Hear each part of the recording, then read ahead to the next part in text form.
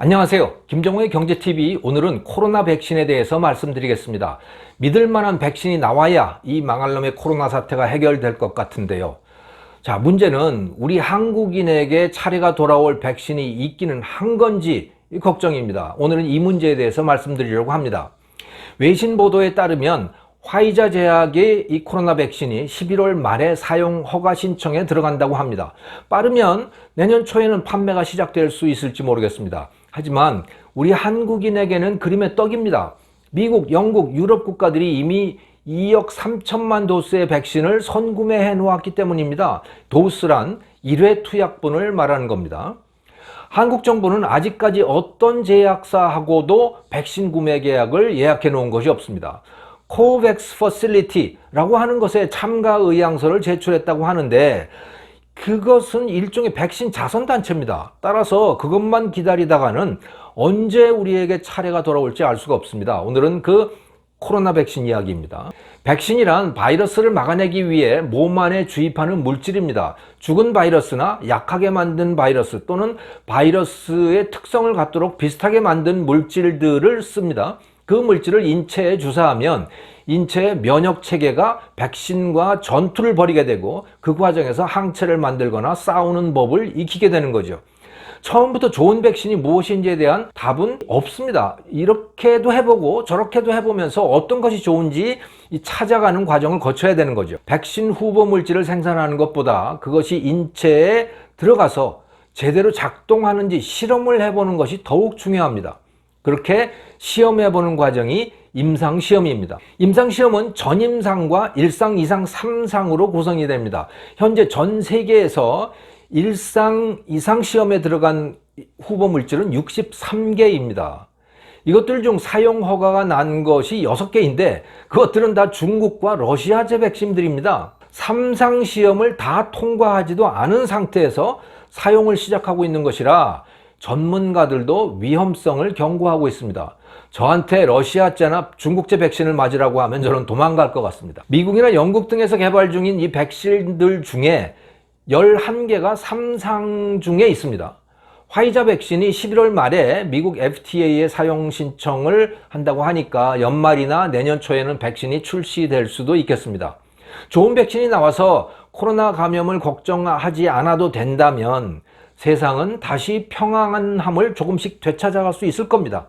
하지만 그건 당분간 먼 나라 이야기일 뿐이라고 봐야 할 것 같습니다. 백신이 나온다고 해도 우리 한국인 차례가 오려면 멀었기 때문입니다. 이 그래프는 에어피니티라고 하는 의료 컨설팅 기관이 예측한 코로나 백신 공급 가능량입니다.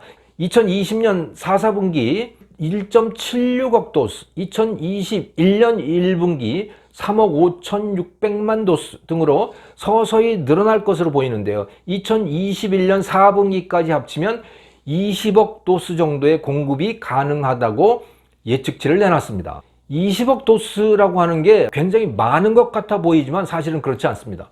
전 세계 인구가 78억 명 아닙니까?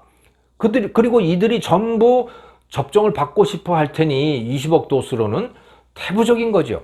그렇더라도 우리가 돈 내고 사면 되는 거 아니야? 이렇게 반문하시는 분도 계실 것 같습니다. 최소한 현재 앞서가고 있는 코로나 백신들의 경우에는 그렇게 할 수가 없습니다. 이미 많은 나라들이 여러 제약사들의 백신들에 대해서 선구매 계약을 체결해 두었기 때문입니다.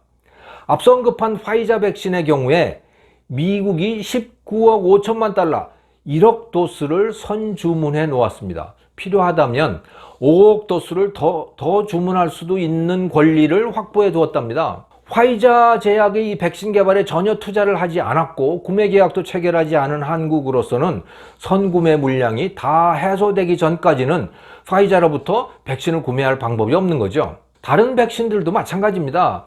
이 그래프는 니케이 아시아 리뷰가 8월 10일에 보도한 세계 각국 정부의 코로나 백신 예약 상황인데요. 미국이 15억 도스, EU가 9억 도스, 중국이 5억, 영국이 2억 5천만 등으로 이것을 다 합치면 37억 도스입니다. 2021년 말까지 생산될 물량 20억 도스는 예약된 물량의 절반 정도에 불과합니다. 백신을 싹쓸이하는 선진국들이 야속하게 보일 수도 있습니다만 그렇게만 볼 일은 아닙니다. 그들 덕분에 빠른 시간 안에 많은 백신들이 나올 수 있습니다. 개발을 시작한 지 1, 2년 안에 백신이 나온다는 것은 기록적인 일입니다. 백신의 평균 개발 기간은 11년이었습니다. 코로나 백신 개발이 매우 빨리 진척되고 있는 큰 이유 가운데 하나는 선구매 계약이 많기 때문입니다.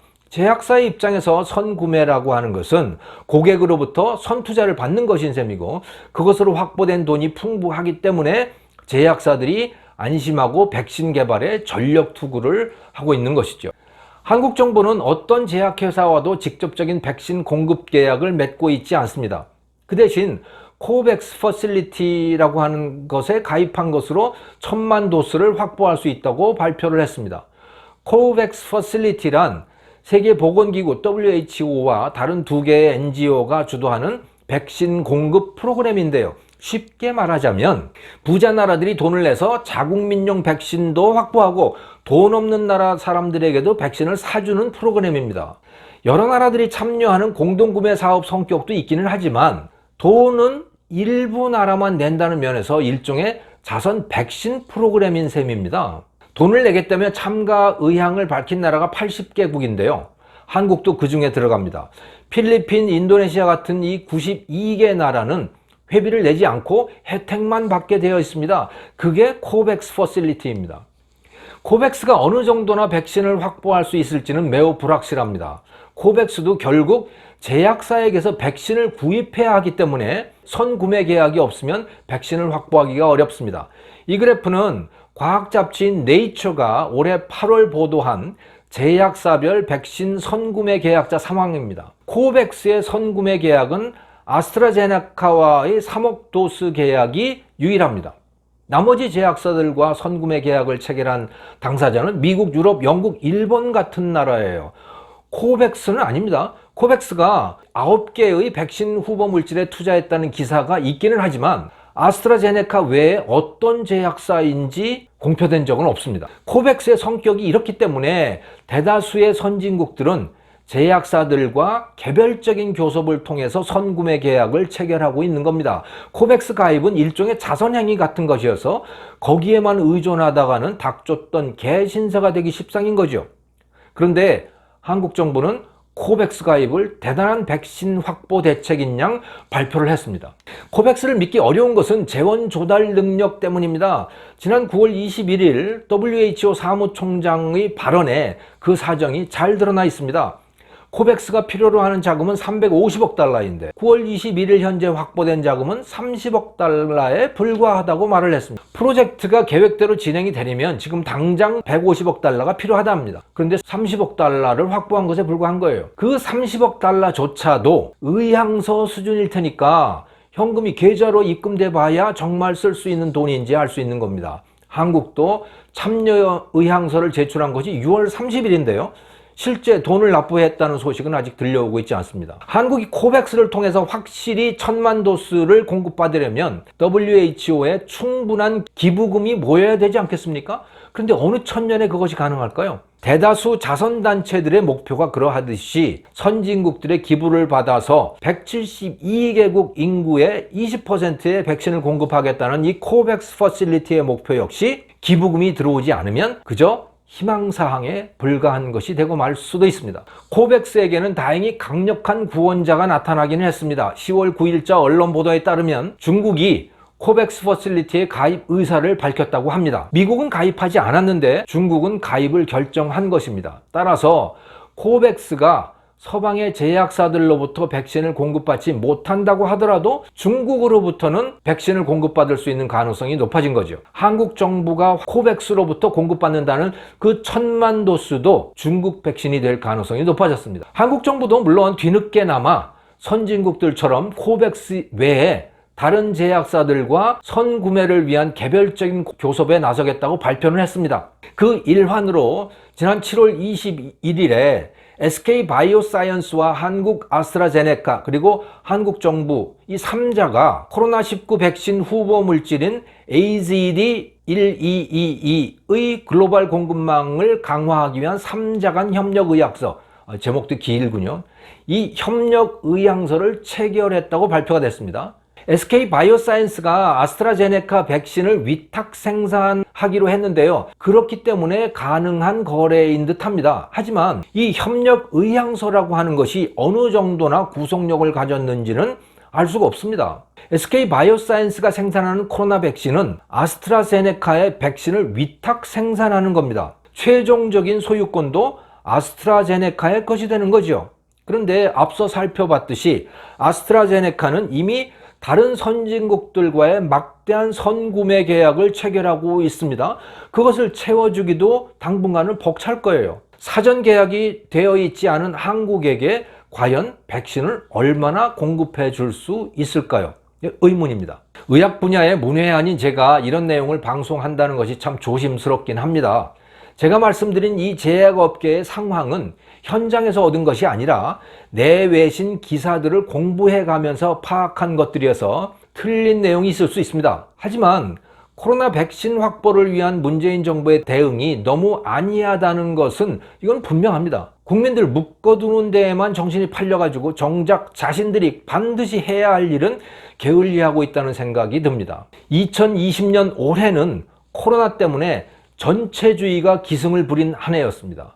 코로나 피해를 기준으로 보면 한국, 일본, 대만, 중국, 베트남 같은 이 동아시아 국가들이 미국, 영국, 유럽 같은 서방 국가들보다 압도적으로 선방을 했습니다. 인명 피해도 경제적 피해도 작았습니다. 근데 이 동아시아 국가들의 특징은 우두머리의 말, 정부의 말을 잘 따른다는 겁니다. 말하자면 2020년은 전체주의 속성이 강한 나라들이 잘 나가는 해, 코로나 피해가 작은 해였습니다.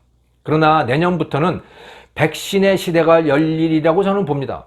좋은 백신을 많이 확보한 나라들이 코로나의 재앙을 뚫고 솟아날 것이라고 봅니다.